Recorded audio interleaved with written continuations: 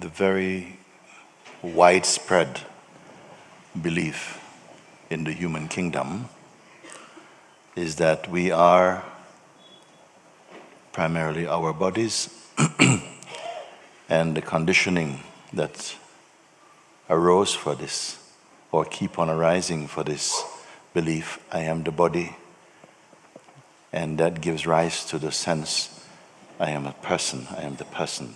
And the person is a form of consciousness, but it is a very limited form of consciousness. The consciousness is imperishable. The body is not. The body is a time body. When consciousness identifies with the body, then it comes under an illusion and a delusion that it shares the body's qualities. And seeing that the body is prone to sickness and to death and aging, then it believes it is subject to those conditions also. When the consciousness identifies with the body, which it needs in order to taste experiencing, and believes it is the body, I call this the fall. This perhaps is the fall from grace. I will explain further about that. And so we came into the belief that we are limited beings and we are here only for the duration of our bodily life. The consciousness being imperishable, taking on such a belief, it creates a trauma inside the body of being, that we have to do everything now to enjoy as much as we can. The consciousness becomes insecure, fearful, selfish, limited.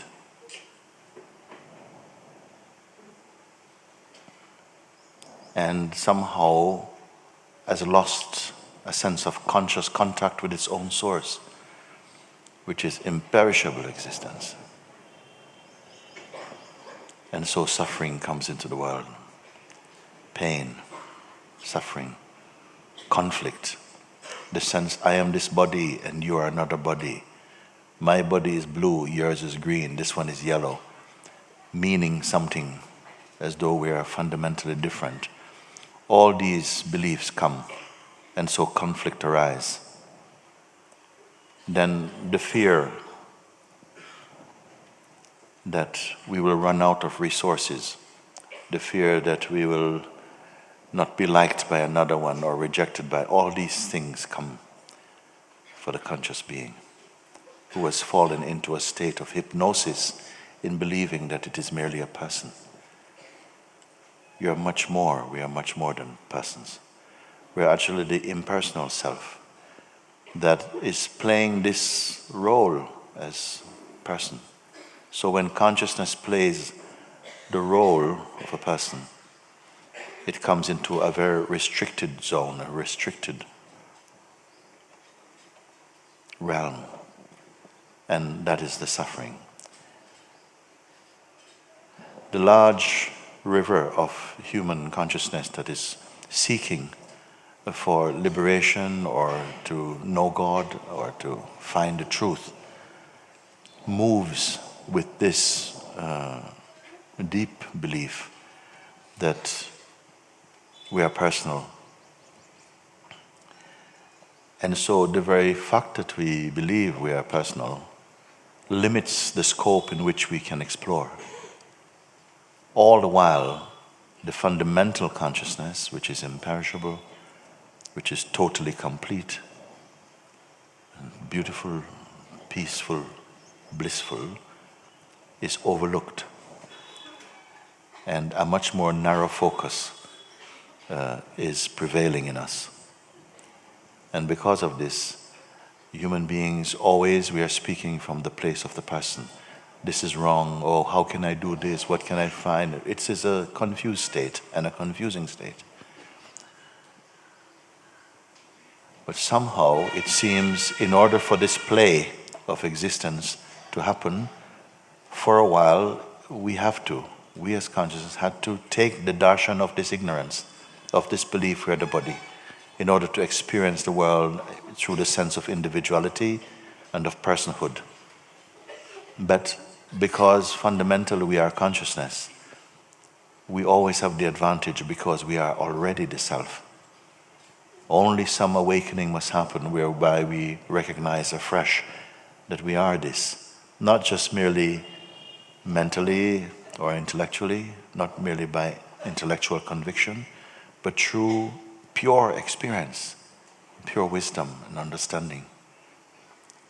And for this reason, this kind of satsang comes into the play also of existence, to point to those who many are tired of just experiences that fade on the path to liberation and are looking now for the source. Many people come and they say, I've been practicing spirituality for 20 years, 30 years.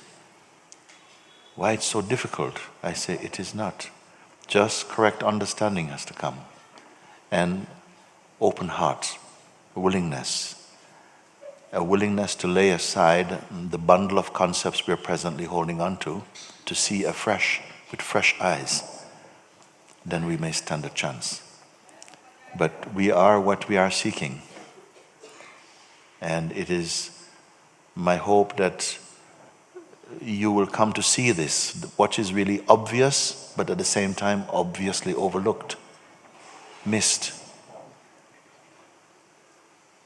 Once the understanding comes, the recognition happens, you're being set free.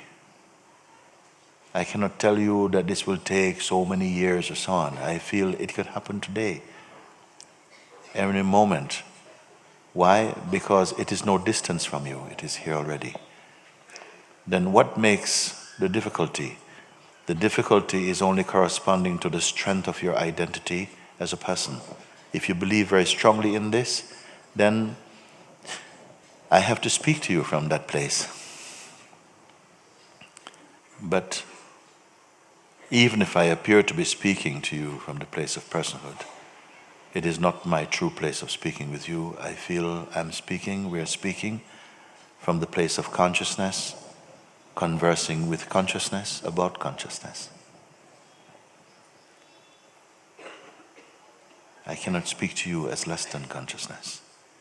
And I know that the person is only a limited form of consciousness and very unstable. It is always changing. For this reason, I've tried to steer you away from just personal questions. Because if I listen on the basis of merely personal questions, we are going to be here for a very long time. And we are not going to make much headspace, because what the person learns today, they forget tomorrow. Unless an experience is deeply embedded inside your heart, you will forget it. And even though you may feel you have a strong belief in something, very often such belief, if it's not established in the heart, it will collapse under stress. You will not be able to hold it, because it's just a belief. It feels like it's something apart from you. You're here to find you, your true nature. Not something that you can have, but what you are. So I am taking this time this morning just to spread out the foundation a little bit for you again, and to really remind you why I steer away from too many personal questions. Because the person believes in themselves as a person, and this makes it very difficult, because even though you're getting higher advice, we still cling to this person as though it's a fact, whereas to me it is fiction. And always the person is always changing. So I want you to hear this And so when you come with your questions, there are different kinds of questions. There are questions which I call knowledge questions, which someone asks about something like, how does consciousness do this? And when you go to this place, what you do? These are knowledge questions. But there are other questions which I call freedom questions. These questions come when the soul is tired of the struggles with the personal psychological mind. It wants to be free of it, wants to come home. It has a certain urge, it has a depth to it, it has an urgency about it. And such questions, when they're asked, not to prolong and to persist with suffering dualities, but to kind of come back to a place of pure understanding, your true place of freedom. And what is beautiful about this direct pointing is it points you to the everlasting consciousness which is here always. And not say, look, in 6 months you will see it. You see? So for many people, the sense is, we are told you must purify your mind, improve, purify. And then when your mind is pure enough, then you may begin to know God or know the truth. This is one path. It is a great river, and many go in this way. And it is also a legitimate way, but it is slow also. I say, let's find the truth of who you are now. And then somehow what remains untrue, the fragments of the untruth, will be more clearly seen. And then you'll be able to discard those afterwards. So one is you're starting to search and to clean your mind. But you're cleaning your mind based on the sense of personhood. And that can take, as you're cleaning, more dirt is coming. And you're cleaning and more dirt is coming. And you can be cleaning for a very long time. Not that we are that dirty, actually, because the tendencies keep returning. Mostly we are suffering from not so much. Most things in the world don't trouble you. It can be just a few. But they have different ways in which they come, different forms they take. But here I try to point you beyond the stage of human thinking into your divine nature, which is the background of all of this, and to show you, to demonstrate through you and with you that you are here. You're right here. The self is right here. You are never apart from the true self. It is your truest truth. It is the one place that does not go away. Everything else go away. Everything else belongs to time. And time says, all that you see, all that you imagine, all that you experience, one day will be gone. Each moment they're passing. We have this strange belief we can hold on to them, and that you can make something so stable it doesn't move. But it is not like that. You cannot turn what is by nature relative into the absolute. The absolute is here all along. It is what we are. Absolute means the pure, unchanging, natural consciousness.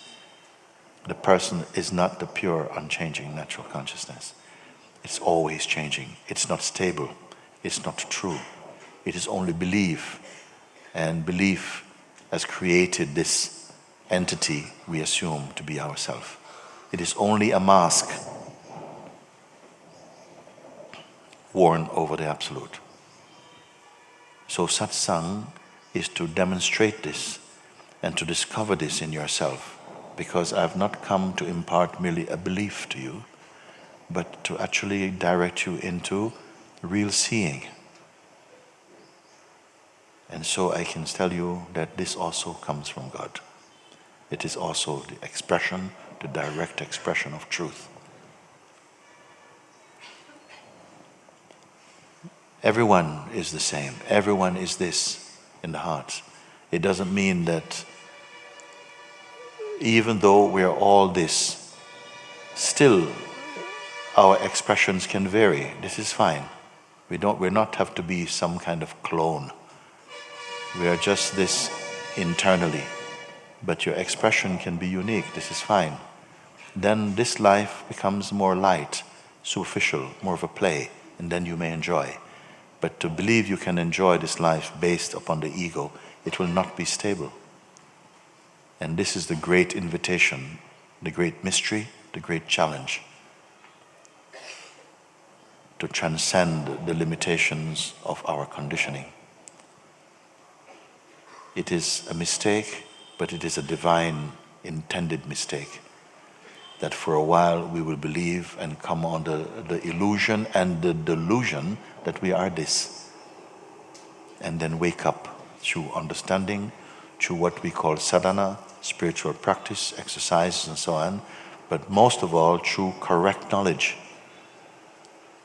embraced in the heart, confirmed through wisdom and pure intelligence that sets you free.